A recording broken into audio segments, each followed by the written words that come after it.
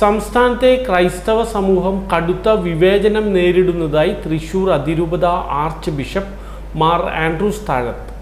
തൃശൂരിൽ അവകാശ ദിന റാലിയും ധർണയും ഉദ്ഘാടനം ചെയ്യവെയാണ് ആർച്ച് ബിഷപ്പ് സംസ്ഥാന സർക്കാരിനെതിരെ തിരിഞ്ഞത്.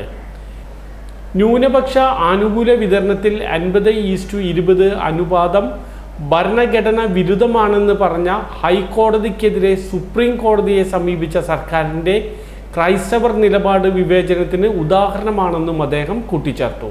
ജസ്റ്റിസ് കോശി കമ്മീഷന് വെച്ചത്, കോശി കമ്മീഷന് ഏകദേശം 5 ലക്ഷത്തോളം നിവേദനങ്ങൾ ക്രൈസ്തവരിൽ നിന്ന് കേരളത്തിൽ ലഭിക്കുകയുണ്ടായി. ജസ്റ്റിസ് കോശി ഇത് പഠിച്ച് സർക്കാരിന് റിപ്പോർട്ട് കൊടുത്തു.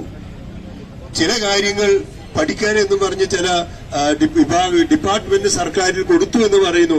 എന്താണ് ശരിക്കും കോശി കമ്മീഷന്റെ റിപ്പോർട്ട് എന്ന് പൊതുവായി ഇതുവരെ പരസ്യപ്പെടുത്തിയിട്ടില്ല. ഇനി പരസ്യപ്പെടുത്തിയാൽ തന്നെ അത് നടപ്പാക്കുമോ എന്ന് വളരെ നമുക്ക് സംശയമുണ്ട്.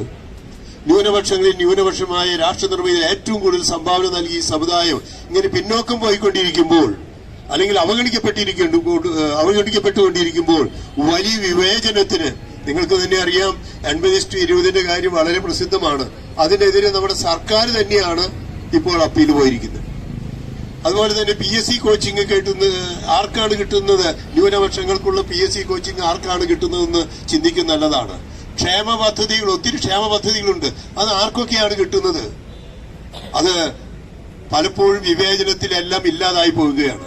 അതുപോലെ തന്നെ മുന്നോക്ക സമുദായത്തിൽപ്പെട്ട ന്യൂനപക്ഷമാണ് എന്ന് പറഞ്ഞിട്ട് കോളേജിലെ മാനേജ്മെന്റ് കോട്ട അഡ്മിഷൻ തന്നെ OBCകൾക്കുള്ള അതിന്റെ ഒന്നും കിട്ടാതെ വളരെ ചുരുക്കമായൊരു പെർസെന്റേജ്, 10%, മറ്റവർക്ക് 20% ഉള്ളപ്പോൾ 10% മാത്രമേ ഈ മാനേജ്മെന്റ് കോട്ടയിൽ കിട്ടൂ എന്ന് പറയുന്നത്.